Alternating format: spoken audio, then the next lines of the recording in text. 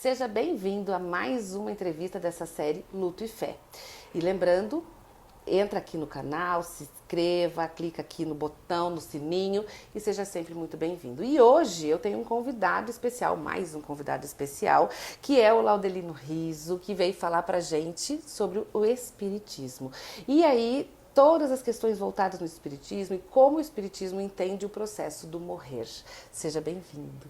Muito obrigado, Deise, e aqueles que nos acompanham pelo canal aí Luto e Fé. Uma alegria a gente poder estar aqui compartilhando conhecimento. Que legal.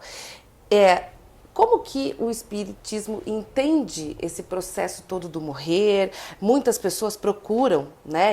A maioria dos meus pacientes, assim, mesmo que não fazem parte da doutrina espírita, que não frequentam, geralmente quando se deparam com essa dor, querem compreender melhor. Enfim, se você puder, né, explicar pra gente um pouco como é esse olhar para a morte do Espiritismo. Eu acho fundamental para que a gente possa ganhar um pouquinho mais de profundidade nesse processo do entender a morte, porque às vezes a gente olha sobre o Espiritismo figuras que trouxeram à coletividade o que é o Espiritismo aqui em território brasileiro, como por exemplo Chico Xavier, Divaldo Franco. Chico Xavier recebia várias mensagens, né, dos entes queridos e apresentava a carta aos familiares que iam ao centro espírita. E muitas vezes o público, né, ou mesmo o adepto do espiritismo, estudioso, ele procura às vezes nesse momento para tentar entrar em contato, né, com os parentes, os amigos ou aquela alma querida, né, para tentar de alguma forma ainda manter este laço, esse vínculo. Então, antes de chegarmos nesse ponto de comunicação, eu acho importante a gente só trazer como que surge, né, o espiritismo. Porque em 1855, aproximadamente, Allan Kardec era um professor já renomado na França, era um professor chamado Rivail, vinculado à educação, discípulo de Pestalozzi. Ele estudava muito magnetismo e eletricidade, era um grande estudioso. E na época, na França, as mesas começaram a se movimentar, como se fossem umas movimentações elétricas. Era uma mesa com 3 pés, se movimentavam.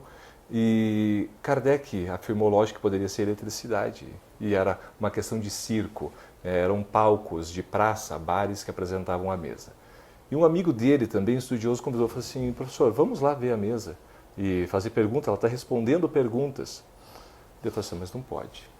Aí ele vai numa casa de uma amiga chamada Plaine Maison, a convite desse senhor, que era o senhor Fortier, e se depara com essa mesa, com o alfabeto no chão e a mesa se debatendo no alfabeto, e eles iam anotando as letras e comunicando as frases que a mesa respondia. E ele então faz uma pergunta à mesa. Eu não posso acreditar que uma mesa, sem cérebro ou nervos, possa me trazer uma informação inteligente. E a mesa então começa a chacoalhar e responde: mas não é a mesa, somos nós. Nós quem? Os espíritos que já viveram na Terra. Então foi algo brilhante. Aqui que começa. Só que daí nesse processo é magnífico a gente entender o que late desse bom senso que era considerado Kardec. Porque ele fala assim: se foram os espíritos que já viveram na Terra eu conheci gênios, mas também conheci idiotas. Eu não posso acreditar em tudo que a mesa me diz. Porque a mesa pode também tentar me enganar, ou me trazer um embuste, ou fazer o que eles eram chamados de preces digitadores, né? Alguma manobra para poder manipular também o meu nível racional. E ele sai dali com uma família chamada família Baudin, e ele apresenta alguns livros já de mensagens recebidas.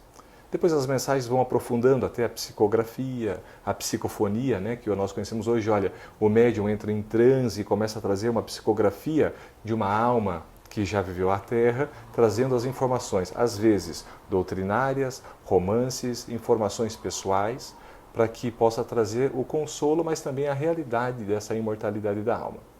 E Kardec segue os estudos para que no ano 1857 apresente um tratado de filosofia espiritualista. É um livro chamado O Livro dos Espíritos. E nesse Livro dos Espíritos ele traz lá 1019 perguntas e respostas, uma metodologia muito socrática para a gente poder entender perguntas como: o que é Deus? Não mais quem? Tira daquela figura, não é? Antro-sócio-morfológica de Da Vinci, da Capela Sistina, e trazer o quê? Aí vai apresentando os atributos da divindade, porque não consegue definir o indefinido, né? Não consegue limitar o ilimitado. E ele vai trazendo atributos para que a criatura humana se aproxime do divino, se aproxime de Deus, não limitando, mas tentando se aproximar pelo sentimento. Então, a doutrina espírita vai nascendo com uma tríade, com base religiosa, filosófica e científica. Então, formando essa tríade com base religiosa, a finalidade seria fazer com que o indivíduo se religasse ao Criador. Não formar uma nova viga para disputar com religiões qual estaria com razão ou não, mas trazer conhecimento para todas as outras também religiões que já existiam, para fazer com que ocorresse uma aproximação para com o seu Deus, seja católico, protestante ou qualquer religião que fosse. E ele foi trazendo inúmeras obras literárias com auxílio dos espíritos. Ele não era médium, mas recebia várias cartas. A pensar numa época que não tinha WhatsApp, ele recebia uma média de 1000 cartas dia dos centros espíritas que começaram a se fundar, mais ou menos sobre uma mensagem: fraternidade, assinado Espírito Sanson. Mas de repente vinha uma da África, com o mesmo nome e com o mesmo título. Vinha uma outra da Grã-Bretanha e ele começou: opa, calma, a mensagem não pode ser falsa, não é? Porque as pessoas não sabiam do conteúdo. Então ele copiava aquela mensagem como uma realidade de comunicação e ia compilando as obras, para que nós pudéssemos ter hoje um Pentateuco. São 5 obras fundamentais, básicas, para o entendimento. O Livro dos Espíritos, o Céu e o Inferno, não é? O Livro dos Médiuns, a Gênese, não é? Para a gente poder entender um pouquinho mais também, desde o surgimento e toda a evolução da nossa espécie, para que a grande chama que acende no indivíduo, que religa ele ao Criador, possa trazer consolação nesses momentos de dificuldade. Então, quando a gente vai aprofundando o estudo da doutrina espírita, vindo ao tema luto e fé, para que nós possamos, através da razão, entender que, quando ela está presente, a morte faz parte da vida. Então, assim, o Espiritismo vem e mata a morte.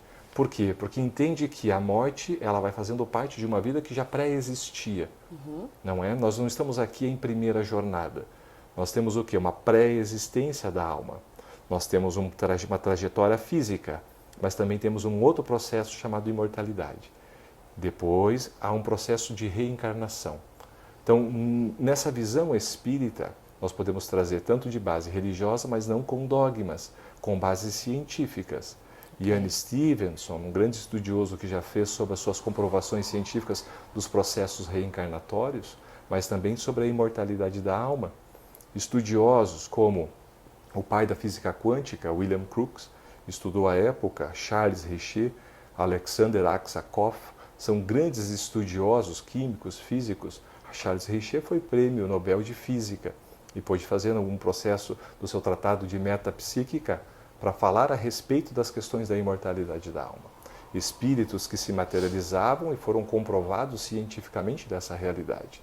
Então, quando nós vamos entendendo que, após a morte do corpo físico, o espírito continua vivo sobre o seu processo de individualidade, mantendo todas as suas conquistas, mas também mantendo todos os seus débitos, entre vícios e virtudes, nós vamos fazendo uma escalada evolutiva. E cada um vai evoluindo conforme o seu esforço, a sua vontade, a sua luta pessoal e individual. E por isso que, dentro das pequenas células familiares, o conjunto familiar vai tendo o progresso coletivo, na coletividade minúscula para depois na coletividade social. Nesse progresso, quando nós vamos entendendo essa realidade, nós vamos vendo que a morte, fazendo parte dessa existência, nós vamos tendo o quê? Um pouquinho mais de consolo, porque entendemos o que está se passando. Às vezes podemos, ter um benefício de uma mensagem, mas somente o espírita talvez tenha uma mensagem de um parente ou um amor que se foi. Ou será que qualquer pessoa, de repente, pode ter sentido ao seu lado o cheiro, uma mensagem, uma inspiração, e talvez por não estar atento, achou que pudesse ser, imagina que pudesse ser, mas na realidade seria. Entende? Mas não tem certeza. Né? E a certeza que a pessoa vai poder realmente trazer o consolo não vai ser só de fora para dentro, uma pessoa externa que vem trazer uma mensagem. Porque nas coletâneas dessas mensagens, nós vamos pegar como Chico e Divaldo, que eu tive a honra de poder acompanhar por alguns momentos, mesmo atendendo o público que ele procurava, mensagens de espíritos como: a sua mãezinha está aqui do meu lado. É fulana de tal. Ela está com a sua filha que morreu. Fulana de tal, de tantos anos. E trazendo intimidades, Que não tinha nomes como saber, que né? não havia como saber. Chico Xavier, inúmeras das suas, hoje já comprovados, né, os dados analisados dessas mensagens, mas com uma finalidade não só de consolar a alma que recebe aquela página, mas de trazer a certeza que os nossos amores continuam vivos e que a gente pode ter acesso mesmo no nosso desprendimento do sono, ou quando começarmos a aprender a manter as nossas sintonias ao ponto de entrar em conexão com as almas que estão vibrando em uma outra sintonia. Porque agora o que ocorre? Aquele espírito já não está mais preso à matéria. Então a vibração já não é mais o elétron, o próton e o nêutron. Já não é mais o átomo que move a célula. Entende? A vibração é diferente. Mas eu sou um espírito também no corpo físico. E se eu consigo começar a elevar as minhas vibrações para poder entrar numa conexão como um rádio, daqui um pouquinho a sintonia pega. E eu vejo, posso ser uma mensagem? Não, posso ter um sonho. Mas um sonho como se, poxa, eu acordei com a sensação que eu vivi aquilo. Mas aquela saudade, aquele luto passa. Passa por quê? Porque houve o encontro. Houve a mensagem de maneira que a pessoa pudesse entender, calma, está bem, está vivo, está seguindo.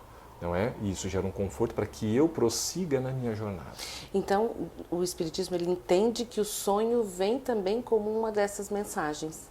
Muitas com vezes. essas conexões. Muitas né? vezes. Mas assim, nem sempre. A Jung faz, não é?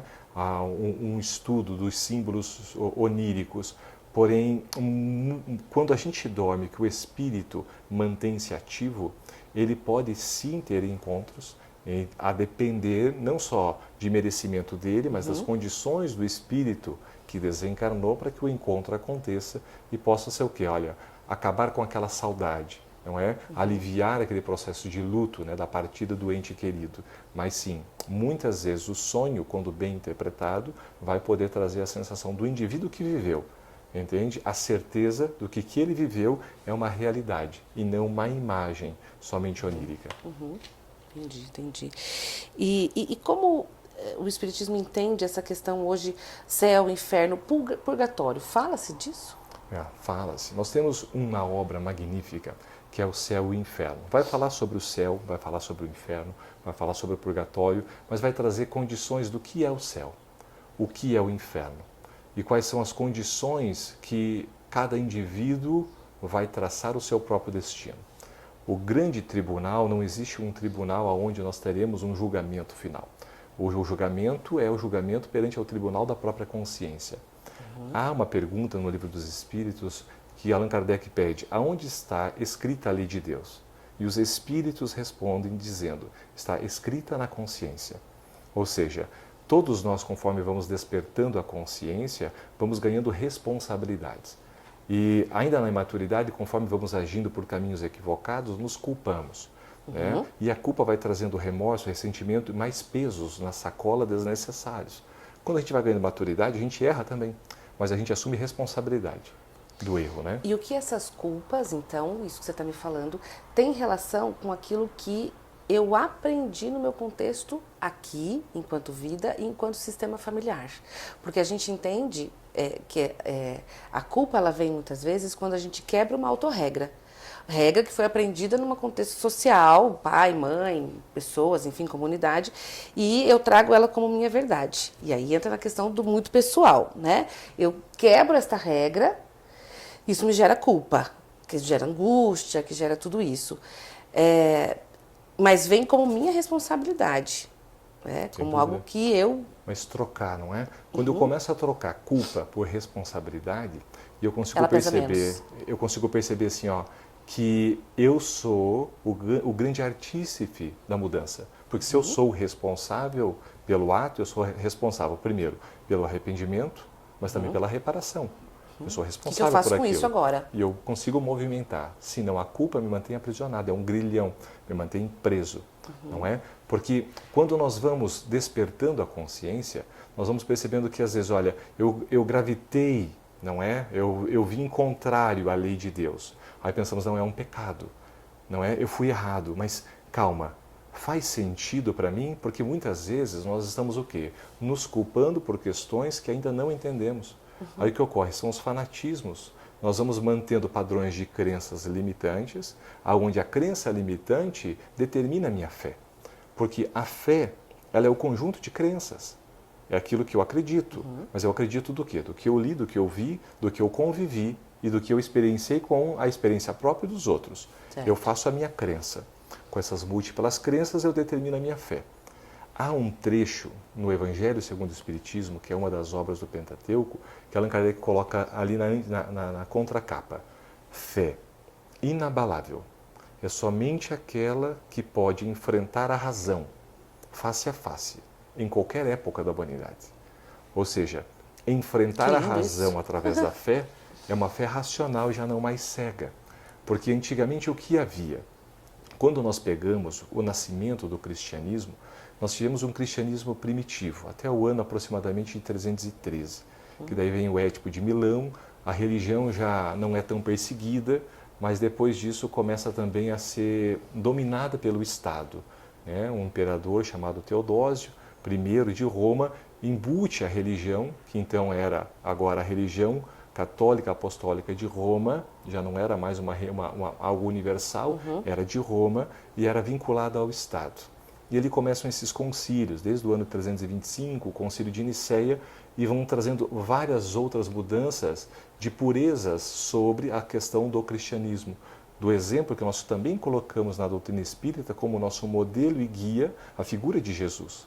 Entende? Os ensinamentos de uma pessoa que pôde viver na Terra e vivendo o amor sublime e pleno, nos ensinando os caminhos. Agora, entender racionalmente o que se passa e quais são os mecanismos que puderam ser manipulados, não manipulados, introduzidos, colocados conforme a interpretação daquele que o lê. Porque cada um vai interpretar conforme as suas lentes e o seu nível racional. Mas eu posso aceitar ou não aceitar. Entende? A liberdade religiosa que o Espiritismo realmente nos promove é fazer com que a criatura humana possa pegar a informação e aprofundá-la, fatiá-la, apreciá-la e aceitá-la no seu contexto como realidade, do jeito que achar melhor, conforme ela deseja o seu plano evolutivo. Agora, quando porventura a informação ela bate com um ponto que eu tenho arraigado em minhas crenças e eu não estou disposto a largar um ponto que eu já estou habituado pelo outro que me chega, eu sei que o outro é verdade, mas eu não largo aquele. Então o que ocorre? Eu rejeito. Mas a maravilha o que é? É a consciência. Porque apesar de eu tentar rejeitar, aquilo já não mais vai voltar no padrão inicial, porque eu já sei que é verdade. Então a mente começa a cobrar. E devagarinho o que ocorre? Vai me cobrando ao ponto de me gerar o quê? Dor, sofrimento. Angústia. Vai me gerando angústia para que eu possa o quê? Repensar e recomeçar, para que eu possa trazer o processo evolutivo. Então, entendendo os fundamentos que nós colocamos entre a pré-existência da alma, a vida física, a imortalidade e os planos sucessivos da reencarnação, nós vamos entendendo o sentido da vida. Entender assim, olha, uma criança que chega no meu lar, sindrômica, anencéfala, com múltiplos sofrimentos físicos, que talvez a criança já nem o sinta tanto o sofrimento pela incapacidade intelecto-cognitiva, mas a família sim. A família sim. Mas que justiça divina seria essa? Se nós não tivéssemos ali um processo reencarnatório onde o conjunto familiar estaria num processo de reparação. As almas afinando ao ponto de começar, antes aonde poderia haver angústia, dores, disputas, sofrimentos, o vínculo do amor, porque agora é um seio familiar.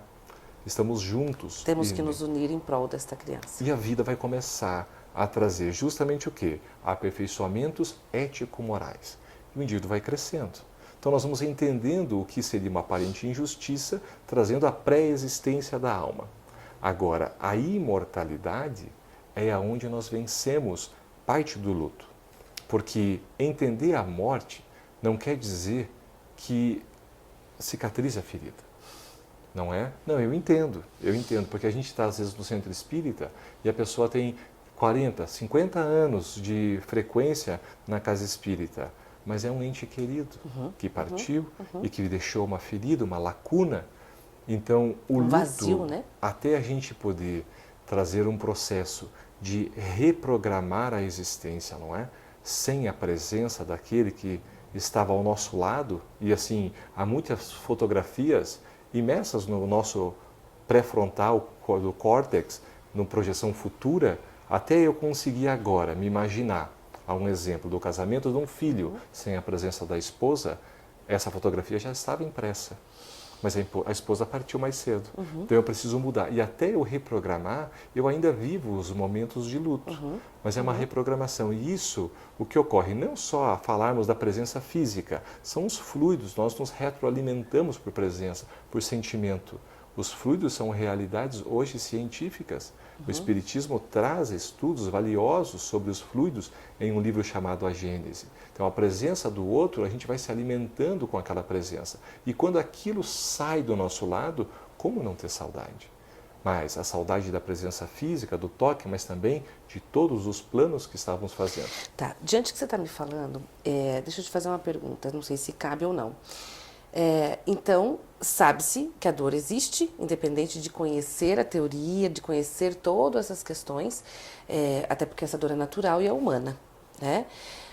Mas existem falas ou existem algumas questões voltadas, por exemplo, não pode chorar, não é legal chorar porque a pessoa não vai ficar bem onde ela está. Existem situações assim que vêm de algumas coisas ou isso são crenças populares, né? São interpretações, é isso? Interpretações pessoais. Okay. Porque eu penso, por mais que eu entenda, não, o corpo físico é animado por um espírito. Se eu me cortar vai doer, são reações nervosas. E dependendo, eu posso controlar a dor e não chorar, mas não quer dizer que não doa. Isso. Agora, para que eu vou controlar um sentimento? Se eu posso pegar, por exemplo, a mãe de Jesus perante a cruz, em lágrimas. Tem lágrimas. E assim, um espírito, para mim, tão sublime quanto esse, entende? Expressão da dor de uma despedida de um filho, eu fico a pensar, por que não chorar?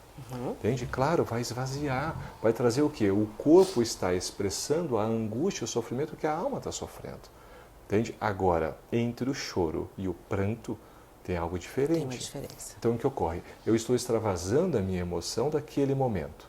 Agora, há um período, né, para que eu possa viver o meu momento de tristeza, o choro, a saudade, mas um período para que eu reconstrua, e aí a fé é o que mantém aceso a chama e eu começo a pensar, está vivo, não é? Jesus reapareceu em 3 dias, para nos apresentar o que? A realidade da imortalidade da alma, e nos trazendo o que? Opa, consolem porque nós estamos vivos.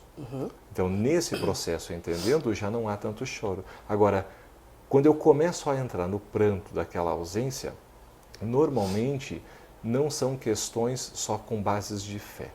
São questões do conflito da própria alma humana, que normalmente são questões mal resolvidas com aquela pessoa que partiu. E eu tento agora tentar compensar aquelas questões e eu coloco no meu pranto, eu coloco no meu luto. É como se fosse o quê? Eu tentar o pagamento de uma dívida emocional, na minha avaliação, com aquela pessoa que eu já não tenho a possibilidade de me acertar. A gente entende no processo de acolhimento às dores do luto algo parecido com isso também. Então, se existia culpas, hoje o processo do enlutar-se ele vem mais carregado. Se ele é um processo mais leve, de uma relação mais leve, a saudade, a dor, o corte vai doer, mas não necessariamente ele será, né, algo de forma tão intensa assim, porque essas culpas não são carregadas.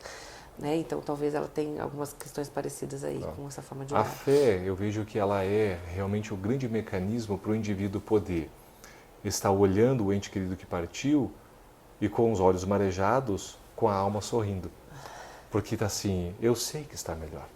Você entende? Eu sei da imortalidade. Não é uma questão, eu confio, eu sei que é a imortalidade. Eu sei da vida que levou e eu sei do acolhimento que está tendo. E eu sei que logo mais está trabalhando para que daqui um pouco volte e siga o progresso. Mas não quer dizer que eu não vá chegar no final do dia e pensar, poxa, hoje era o momento do nosso café. 30 anos juntos tomando café. Então, é claro que vai doer. Vai sentir, mas o que ocorre? Não quer dizer que no café eu não possa estar sentado sozinho e começando com o poder do meu pensamento, fazendo uma irradiação e esse pensamento esteja ligado. A minha filha, Ela tinha 7, 8 anos. E um dia ela falou para mim assim, falou assim, pai, eu não quero que você morra. Eu falei, mas por quê? Falou assim, porque... Lembrando só que 6, 7 anos é a idade que as crianças começam a compreender cognitivamente esse vai e não volta mais, né? E aí, claro que começa a bater o medo de pessoas morrem, pai, não quero que você morra, mãe, não quero que você morra, né? O que eu vou fazer sozinha, né? Como vai pai, ser? eu não quero que você morra. Eu falei assim, filha, mas o pai vai morrer. Mas talvez não morra hoje. Vamos torcer para que seja com 110 anos. Sim, mas determinando assim, olha, não vou morrer hoje, mas vou morrer, é a realidade. Sim. Todos nós vamos morrer, inclusive você. E aí ela falava, mas e como é que eu vou ficar? Eu falei assim, você ama o papai? Sim. Você acredita que o papai te ama? Sim. Então, isso é que nos liga. Mas ela ficou peguei um fio, um barbante, e falei assim, vai filha, anda pela casa. Ela foi andando, quando terminou o barbante, eu segurei e comecei a puxar ela de volta. Comecei a puxar de volta, de volta, de volta. Ela chegou, eu falei assim, mas o que houve? Eu falei assim, imagina o seguinte, por mais distante que você vá, você tem um fio que está ligado. Você comigo, você com a mamãe. Cada um pode puxar o fio a hora que quiser. Você entende? O que ocorre? A gente não precisa estar morto para que isso aconteça. Entende? Ela está viva, como eu estou. Se eu irradio a ela ou a minha esposa, ou seja quem for, é uma emissão de uma energia que vai chegar no ponto determinado. Da mesma forma, eu falo, eu impulsiono uma onda sonora que vai chegar no canal auditivo. Eu não vejo a onda sonora, não é? Mas ela está. Mas ela está. O ar é o transmissor. No pensamento, o fluido cósmico universal transmite. E essa transmissão, já também aprofundado já na questão científica, vai chegar em ponto determinante a depender da energia, da vontade que eu emita. Ou seja, se eu emitir um pensamento e ele poder chegar a um ponto determinado, ele vai chegar mais rápido do que a velocidade da luz. Porém, a energia que eu movo é o que vai determinar a realidade ou não dessa chegada. Então, se eu tenho um ente querido que partiu, ou um amigo que partiu, que eu desejo de alguma forma iniciar esse contato, qual é o fio que me liga a ele? E o que ocorre? É o momento do meu café e pensar, querida, que saudade. Não é? O café não é o mesmo. Entende? Não é uma tristeza, mas olha, saudade do teu café. É uma energia boa de saudade para você, olha, que gostoso, eu estou ainda me relacionando, não é? Só que entendendo que é sobre uma outra vibração, já não tão grotesca material, agora começando a elevar os nossos sentimentos. Que lindo, que lindo. A gente está falando de criança, então, e as crianças, elas, sobre os ritos, para o espiritismo, tem alguma diferença? Não tem? Questão de sepultamento, de velórios, as crianças participam, não participam? O que é falado para elas? Como é tudo isso? Vamos lá, o espiritismo não tem ritos, não há nenhum ritual. As crianças, elas vão entender sobre a morte a preservar de acordo com o nível de consciência ou despertamento de cada idade. Não é? E de como cada família também trabalha isso nas casas. Porque se está num lar que já vai... Nós temos, habitualmente, realizamos o Evangelho no lar, toda semana. Todos os dias nós realizamos uma prece em família. E as crianças, elas vão despertando já um hábito, não é? De estar começando a se vincular de alguma forma. Uma prece, um vínculo, uma dificuldade, um agradecimento. Então elas já vão tomando conhecimento, não é? Desse processo entre o céu e a terra. Então a morte, ela é de uma maneira esclarecida para que as crianças já vão ganhando conhecimento, já em idade para quando a parte cognitiva especial entre 7 e 14 anos já esteja participando da evangelização e ganhando conhecimento dessa realidade. Porque quando nós falamos de céu e inferno, falávamos antes desse processo religioso a voltar, no remontar do tempo, nós tínhamos as chaves do céu. A chave do céu estava nas mãos de eleitos na terra. E era dificuldade, porque se você não quer ir ao inferno, você precisa seguir um caminho que eu determino e que eu tenho a chave. E o que ocorre? Depois vem Martinho Lutero, começa com aquelas 95 teses, começa a reforma protestante, e o que ocorre? Rompe-se. Mas essa ruptura religiosa não é somente religiosa, é cultural. Vem a Revolução Francesa, rompe-se a cultura, vem a enciclopédia, começam os direitos dos homens, a humanidade se aprimora, dá um passo à frente, coletivamente. Sai de uma prisão de domínio fanático religioso, que dominava inclusive a ciência. Nicolau Copérnico, Galileu Galilei, quando afirmavam sobre o heliocentrismo, por exemplo, da Terra. Olha, não é a Terra o centro do universo, é o Sol. Mas a religião dominante afirmava que não. E tiveram que ser contestados. E Galileu Galilei é aprisionado em casa até a morte, por defender que ela movia. Então, essa ruptura, entende, faz com que nós possamos também pensar sobre o céu e o inferno, que são as questões de consciência. Chico Xavier, uma vez, recebeu uma mulher e falava assim: Chico, como está o meu marido? Eu tenho tanta saudade dele. Ele falou assim: minha filha, como é que ele é? Ah, mas ele, enquanto estava aqui, ele não era muito bom não, sabe, seu Chico? Ele ia para o bar e bebia tanto, tanto. Quanto tempo ele bebia? Ele bebia todo dia, nos últimos 35 ou 40 anos. Faz quanto tempo que ele morreu? Ah, faz uns 5 dias. Então ele deve estar bêbado ainda. Ou seja, a condição da mente, ela não muda a partir do momento que o corpo físico se esvai.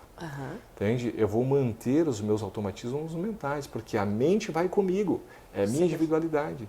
Ou seja, eu sou uma pessoa boa, dedicada, bons princípios, construo uma vida ética, aprendo sobre a moralidade, longe de estar num processo de perfeição, sim, mas tem um modelo. Não, qual que é o modelo? Não é Jesus. Poxa, mas entre a minha presença e Jesus tem um mundo. Mas tudo bem, mas eu sei quais são as pegadas. Não quer dizer que eu conquiste de primeira viagem, mas eu sei que eu tenho múltiplas viagens para poder acontecer isso. Então eu vou tentando o quê? Conforme a minha capacidade. Então, quando a gente coloca que o verdadeiro espírita, a gente não, Allan Kardec colocou no livro, né? Ele coloca assim: o verdadeiro espírita é aquele que vence as suas más inclinações. Ou seja, ele começa dia a dia a encontrar quais são as más inclinações e começar a vencê-las. Isso torna um verdadeiro espírita. Não quer dizer que ele vai ser perfeito quando terminar, mas quer dizer que ele vai estar melhor hoje do que ontem, melhor amanhã do que hoje. Ou seja, é a melhora constante, identificando o ponto frágil e fazendo com que isso seja fortalecido. Então, aonde eu vou estar? Eu vou estar num céu se eu estiver vivendo o céu aqui na Terra. Entende? Agora, o céu, quando eu entendo num processo que fora da caridade não há salvação, eu consigo entender que a caridade não é a beneficência, mas é uma caridade como explica também no Livro dos Espíritos, quando é indagado por Kardec para os Espíritos, como Jesus entendia a caridade. E ele afirmava perdão das ofensas, indulgência e benevolência para com o próximo. Aí está a verdadeira caridade. Porque a gente pensa, não, mas a caridade é pegar talvez o que está transbordando do meu copo e eu dou o que está ali no pírix. Né? O que está sobrando. Excedeu, não é isso. Entende? E assim, eu tiro do meu bolso, dou, o que falta fez? Nada. Não me movimentou energeticamente, psicologicamente, espiritualmente em nada. Ou seja, não há conquista. Agora, não, eu estou dormindo de noite pensando naquilo. Eu saio, me movimento, eu me dou. É uma fatia minha que vai. Entende? Então, assim, é um compromisso. Entende? Mas um compromisso por quê? A religião me despertou uma fé que me dá energia para tanto. Mas sem fanatismo, escolha própria. Entende? Sim. Porque eu sei qual é o caminho que eu quero trilhar. E de forma silenciosa são essas caridades, geralmente, não é? Deveriam, né? Deveriam. Deveriam. Ok. Deveriam. Nem sempre é, mas deveriam. Deveriam. Hoje, as dificuldades são justamente a luta ainda que a gente encontra no Evangelho, segundo o Espiritismo, as duas chagas da humanidade, que é o orgulho e o egoísmo. Então, conforme o ego ainda doentio vai trazendo as suas apresentações de personalidade, nós vamos pensando que o egoísmo traz a sua base fundamental enquanto eu consigo exaltar a minha personalidade. Então, quanto mais a minha personalidade está sendo necessária, mais egoísmo eu estou tendo para a necessidade de manter essa chama acesa. E quando essa chama está acesa, ela está consumindo muitas vezes ao redor, em benefício próprio. E agora, quando eu desperto a luz íntima, num processo, né, desse eixo ego-self, eu consigo iluminar, a iluminação é de dentro para fora. Aí não gera sombra em ninguém. Está iluminando, porque a pessoa já conquistou. Eu fico imaginando, olha, Francisco de Assis, Madre Teresa de Calcutá, entende? Está do lado dessas almas e pensar assim, não tinha um momento de sossego mental, porque o outro não lhe deixava manter, eu estou em paz. Não, enquanto um irmão sofre, não há paz. Não há paz. Bezerra de Menezes afirmava, um médico que pôde empregar os serviços da caridade plena em território nacional e dizer que Enquanto a caridade é muito discutida, ela chega tarde. Entende? Porque assim, nós gostamos de discutir, não, calma. Fica no mental e não fica no ativo. Então, não faço, né? Realizar, encontrar o sentido da vida. Porque estamos falando num processo entre céu, inferno, o purgatório. Quando nós pensamos purgatório na visão do espírita, há o umbral. O que é o umbral? É uma passagem, é uma porta. Assim que chama? Umbral, é uma porta. Então imagina, quando há o processo da morte, ou seja, já não há mais atividade encefálica, morreu o corpo. Não quer dizer que o espírito esteja desligado da matéria totalmente. Ok. Porque nós temos uma tríade entre corpo físico, o perispírito e o espírito. Tá. Quando nós vamos voltar a uma jornada reencarnatória, que o ovócito se liga ao espermatozoide, forma o zigoto, essas duas células elas vão se subdividindo e vai formar o corpo físico. Célula a célula, o perispírito vai se ligando e colocando na sua carga hereditária e genética todos os compromissos reencarnatórios daquele novo corpo físico. Se vem com deficiência, se vem com facilidades, a pegar 4 anos de idade, vai falar 5 línguas, vai tocar piano, violino brilhantemente. Como? Lembrei. Mas porque já estava em suas cargas perispirituais nesse psicossoma, né, que a ciência chama. Então, quando ocorre a morte, que há o desligamento nesse chakra coronário e o processo já se desfaz, o espírito pode estar ainda muito apegado à matéria. Por que apegado à matéria? A depender justamente de qual é o valor para a matéria que ele deu durante a sua vida. Se porventura está vinculado às questões sensuais, sexuais, vivendo para os prazeres da matéria, muito mais difícil vai ser para esse espírito se desprender dessa matéria. Por isso, quando a gente fala de crematório, a orientação que o Espiritismo dá é que isso demore pelo menos 72 horas, né? E hoje muitos crematórios, não só por esse motivo, mas muitos também por este motivo, só vão fazer o processo da cremação depois aí dessas 72 horas, 78 horas, enfim. O outro motivo, né, então tem o motivo da questão espírita e o outro motivo é porque algumas famílias acabam se arrependendo. E aí depois decidem, não vamos mais fazer o crematório, vamos sepultar. Então eles mudam, então é um tempo que essa família tem para trabalhar isso internamente, até porque depois não tem como voltar atrás. Então, quando começou esse movimento, e aí claro, começaram a ver também que algumas questões do crematório as famílias voltavam atrás, e aí por essa espera, né, da questão espírita de aí é o ter algumas horas, né? Da desencarnação. Isso. Porque a morte é uma coisa, a desencarnação é outra. A desencarnação é quando o espírito começa a se desvincular. Ele vai largando as células, porque já não há mais vida. Ou seja, não há vida por quê? Porque já não tem mais a energia atômica. E isso começa a acontecer, então, depois dessas 72 horas? Não, começa a acontecer no momento da morte. morte. No momento que morre. Morte. Conclui-se nesse tempo? Seria como se fosse isso? Agora, a depender do nível de apego, entende? É mais. Mais tempo. Entendi. Entende? Traumas, né? Muitas vezes acidentes, choques, suicídios, outras mortes mais traumáticas, normalmente podem levar mais tempo. Agora, o que ocorre? Mas e aí? E o espírito, dependendo do seu merecimento, ele vai ser amparado, porque ele não está sozinho. Entende? O que ocorre? Dependendo do trauma, ele está no amparo.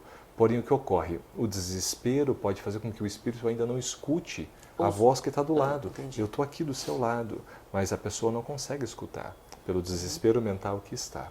Que geralmente de mortes mais trágicas. Quando ele reduz e começa a pensar, calma, pronto, eu já mudei a minha vibração, eu escuto, eu vejo, eu estou em sintonia. Então, quanto tempo isso leva? Esse é o processo do umbral. Entende? Quanto tempo eu passo? Entende? O umbral vai me lesar, olha, quantos grilhões de culpa eu tenho. Então, vamos dizer, morri, estou no processo da desencarnação, largando a matéria, mas de repente eu vejo assim, ladrão, corrupto, e eu escuto, e eu não tenho nada que me aprisione aquilo. Aquilo toca a minha consciência e eu passo.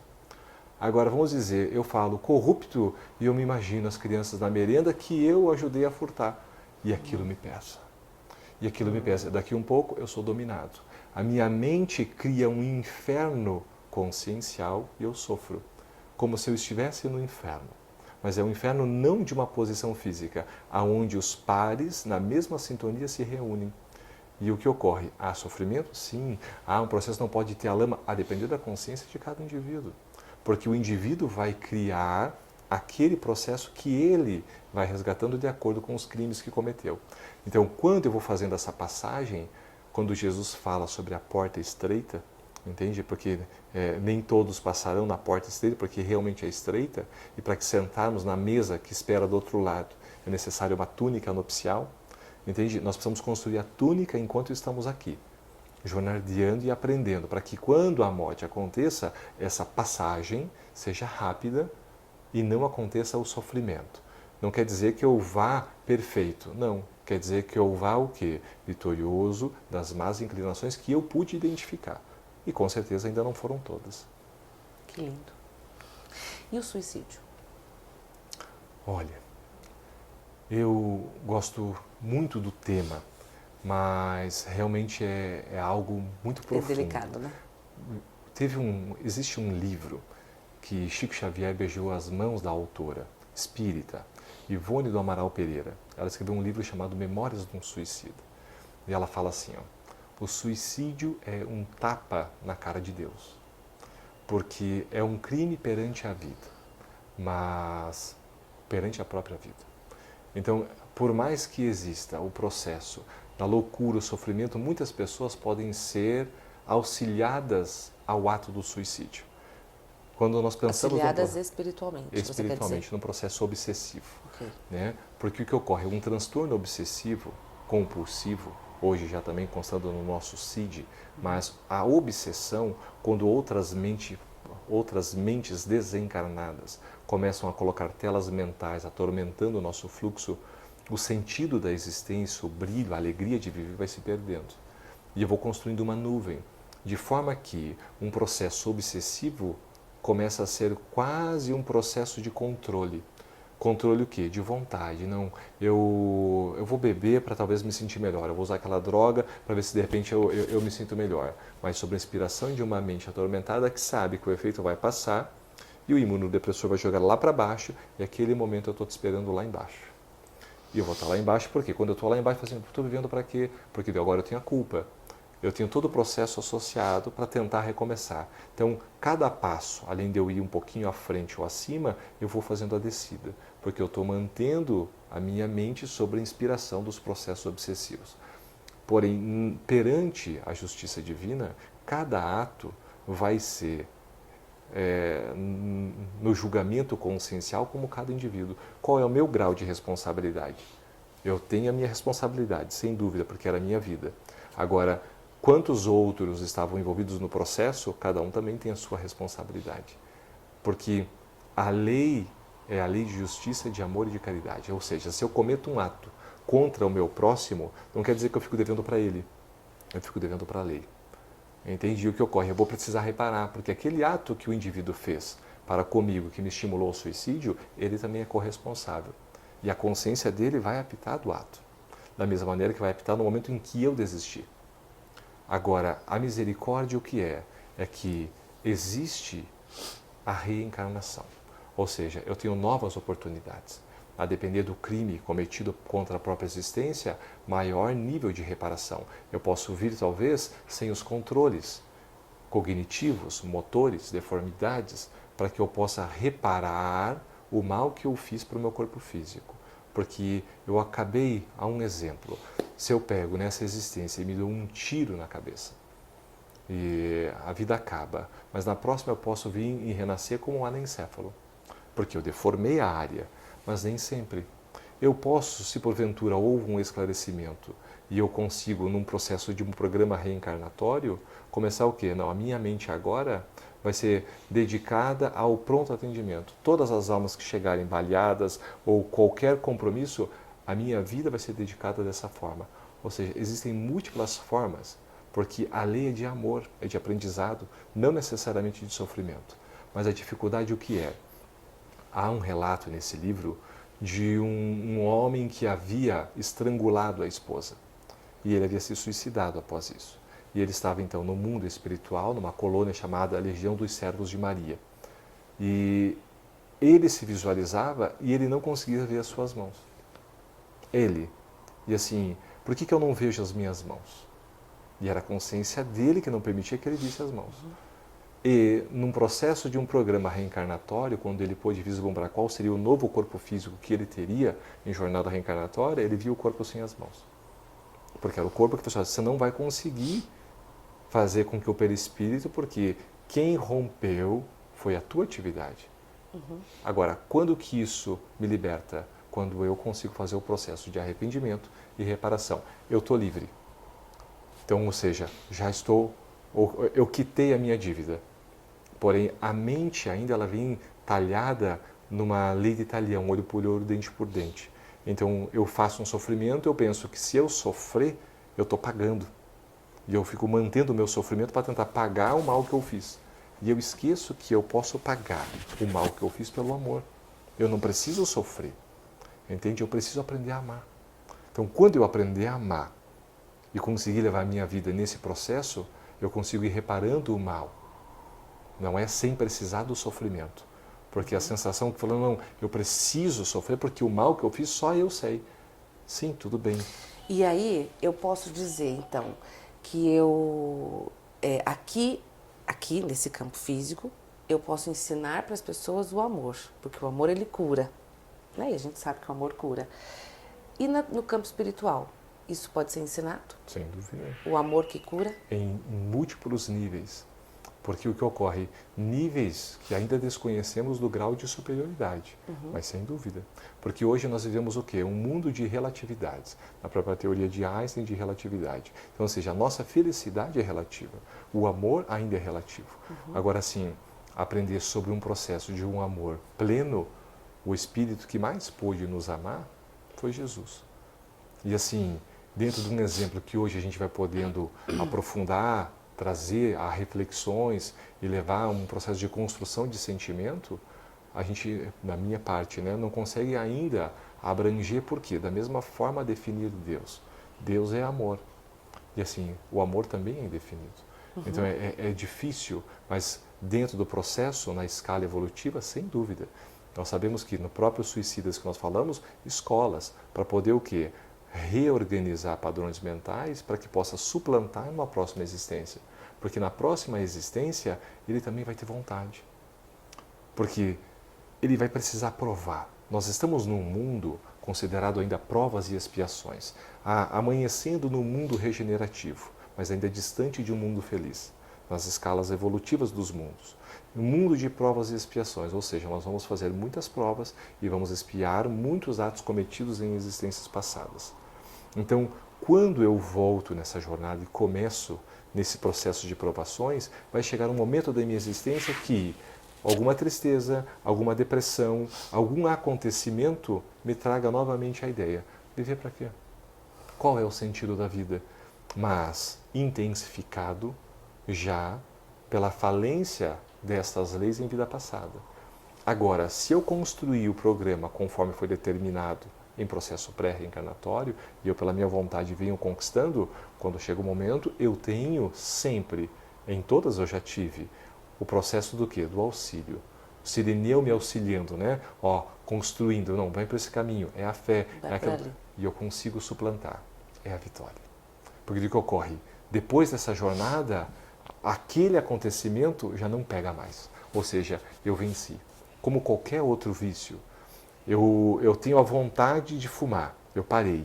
Mas daqui um pouquinho eu vou suplantando, chega um ponto, me oferece, não, já não mexe mais. Mas porque o indivíduo venceu. Não é? Vencer um vício, vencer uma fragilidade mental é transformar o vício em virtude, vai se tornando um homem virtuoso, que é a grande proposta evolutiva. Que lindo, a gente ficaria horas aqui, não te é? ouvindo. Eu também adoro o tema, fica lindo mesmo. Como quero participar, quero começar a frequentar, como é isso? Eu posso chegar num centro, a gente, claro, cada município tem também os seus espaços, mas eu preciso ter algo específico, é só chegar? Como funciona? Só chegar. Só chegar, é só ter vontade. Em Cascavel nós temos várias casas espíritas com palestras públicas, mas também com grupos de estudo.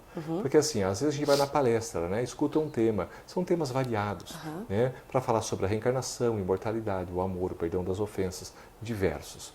Mas o estudo é pegar a obra, uma obra espírita, e nós vamos começar a leitura e discussões. Sobre essas obras. Sobre as obras. E é tão interessante que Kardec... E aí, para isso, precisa se inscrever. Dos chegando no encontros, dia, enfim. vai lá, olha, eu tenho interesse em participar de um estudo. Você já participou de algum estudo espírita? Não. Então, nós temos um grupo de iniciantes. Ok. Esse grupo de iniciantes é quanto tempo? Vamos ficar um ano falando sobre questões básicas. Tá, mas o que é uma questão básica? O que eu faço aqui? Da onde eu vim? Para onde eu vou? O que acontece depois que eu morro? Então, são questões básicas filosóficas que é importante para que eu determine o sentido da minha vida.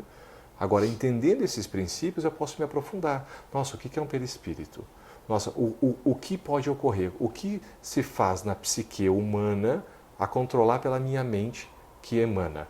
O meu pensamento já é um fruto, não é? De uma semente que vem da mente. Então, entender essa complexidade são estudos mais profundos e que todos nós estamos convidados. Então, aqui em Cascavel, na 10ª Regional Espírita, nós temos várias cidades com os centros espíritas e basta a procura.